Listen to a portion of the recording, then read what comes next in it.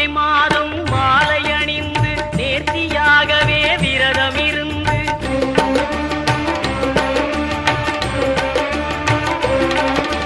பார்த்த சாரதியின் மைந்தனே உன்னை பார்க்க வேண்டி